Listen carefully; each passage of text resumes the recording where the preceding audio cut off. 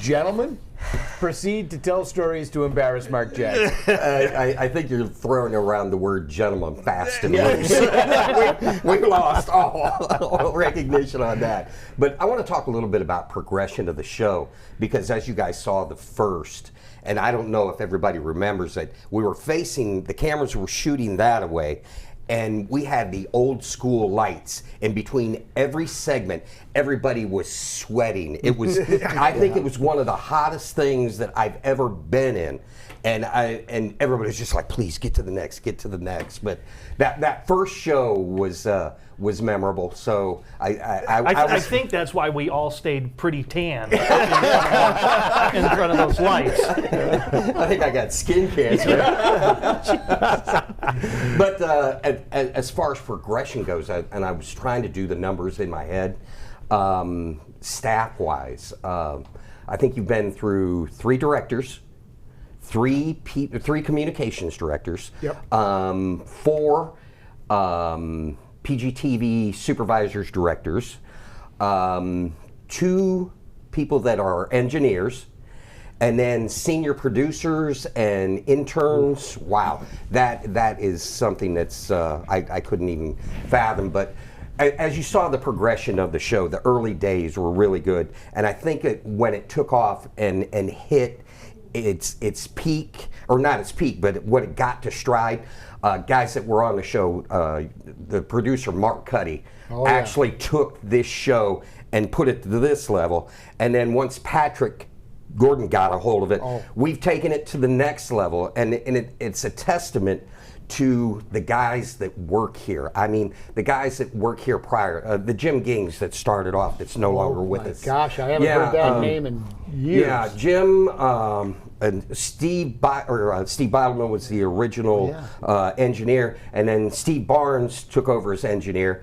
But one thing that all of us took pride in, and I mean some of the early stuff, Al Garcia was doing stuff that was absolutely incredible, but you challenged us, and we told you what our challenges were, and whether it was equipment for the truck, whether it was equipment, whether it was GoPro cams or whatever we needed camera-wise, you said, whatever you want to do, do it. And we went out and did it. And then later on, we realized when you challenged us, it wasn't with what we were putting on the air. It's when you put us out with like Ryan Ritchie, Neil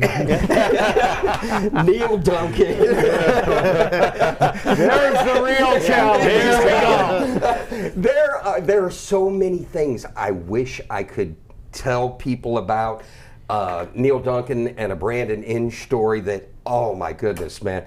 Ryan Ritchie's on the Hall of Fame with another guy, Brendan Schlurb. Remember Schlurby? Oh, I love Schlurb-copter. but honestly, and I was really, really happy because I was shooting a lot of this stuff, and then Neil's like, hey man, you want to host some of the stuff? So I got to host for it, and I thought, wow, they really trusted me. Had nothing to do with trust. They didn't want to go out and do it. Why do you think you went in the plane that time? I was thinking they're trying. One of the first things I shot, because I'm a big Cleveland guy. I'm from Ohio, and I got to cover the Indians and Tigers when it was out by Weishart Park, whatever that. Eagle. Oh, wow. Yeah. Got to cover that, and I'm like, this is my job. It's great, and I hear the producers throughout the years, and like Miles Vance, the things that he gets to do. We are all blessed to be working under this umbrella, and really appreciate the fact that Visit Central Florida puts us in a position to succeed. So it's been a heck of a ride. Yeah. And don't forget Russ. Russ Daly. Yeah, oh Russ my Daly. goodness. I totally. Here's my little list here. Well, I wish I would have wrote bigger. I mean, you had Chris Caprios' list. He can write a PhD. Kate. I don't remember what Kate West. Kate West. Yeah, Kate West. She was a producer. Yeah.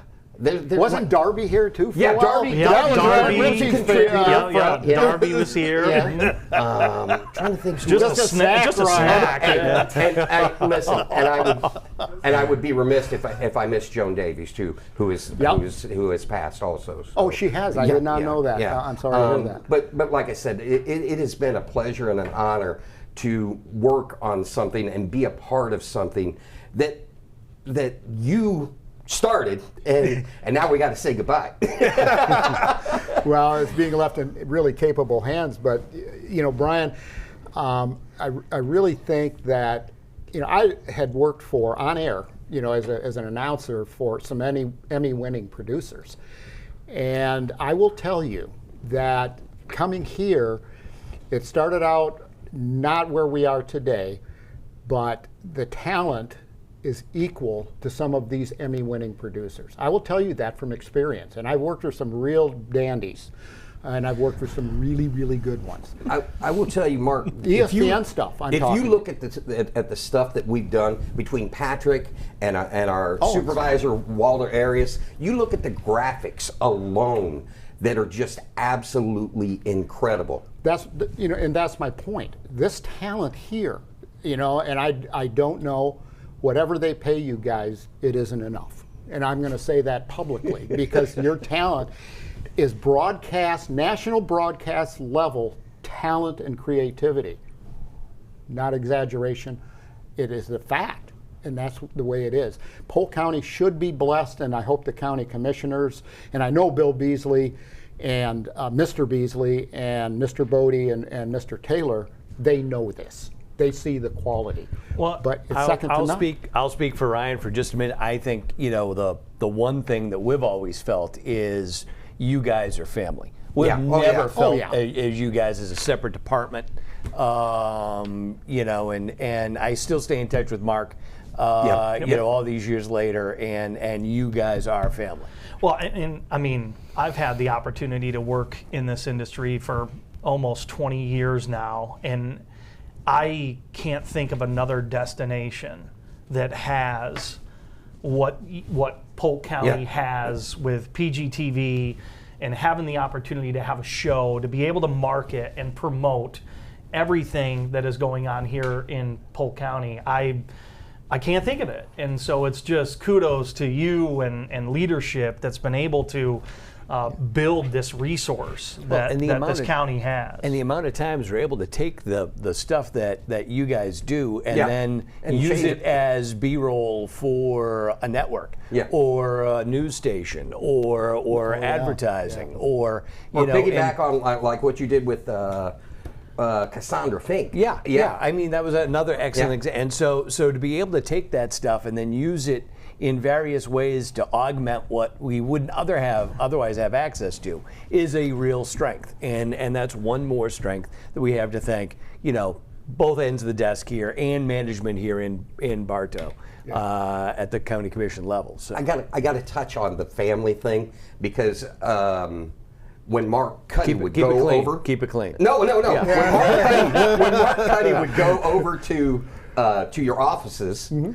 You guys have the office with all the cool shirts. Yeah. He would come back and bring the shirts, and we would be like, "It's Christmas in July." It was great. He would bring signs. It was like Oprah. You get a shirt. You get a shirt. You get a shirt. There's a reason for that, though, and so I'm gonna. I've got to protect my boys here. That every time somebody sees that logo, it's like Coca-Cola, it's like Chevrolet, it's like all of this type of stuff. ESPN did the same thing. It's the branding. It's the multiplicity of impressions and credibility that leads to awareness. That's what sponsors want, but it creates that credibility within the industry that you guys have carried the torch for. All you guys did the same thing. That's why we do it. Another thing that you are responsible for. Our trucks, our live trucks, only did certain events, and we did parades, we did things along that lines. Right. But then we took the show on the road and hit events. And not to mention Picasso and all of that, all the things that we've done from a truck standpoint falls heavily on what you've supported us and challenged us to do, and it's just absolutely incredible. Steve Barnes has taken the old truck and put what he can into the new truck, and then we've got the new stuff. And like I said, the things that we do and that we're blessed to do, whenever I go to another city, first thing I do is go to their government access. And I look at the things. There is nothing like this show anywhere. I think Ryan Ritchie put it best, that, you know, and when you start comparing what's going on, but it even started, you know, before the TV show, it started with the radio show. You know, did that on WLKF with our good friend that owned Hall Communications. Geez. Art Robotham. Robotham. Yeah. Thank you. Well, we started with that. We started the radio show, and then, boy, I tell you, Zach Burek and those guys were just, I'm going to say, having issues with their lower unit because they got, you know, a little bit nervous. We're going to do this on TV, guys. Oh, we can't do that. Yeah, we can. We're going to. But that's where it all, you know, that's where it kind of progressed from, and then gave the guys the skills to get out there and do this type of stuff. And I'll take the entire team at Visit Central Florida Sports, and put them in a studio anywhere in the country and be able to talk about it and feel comfortable in front of the private sector, public sector, doesn't make any difference. They now have that skill set, but that was part of the plan.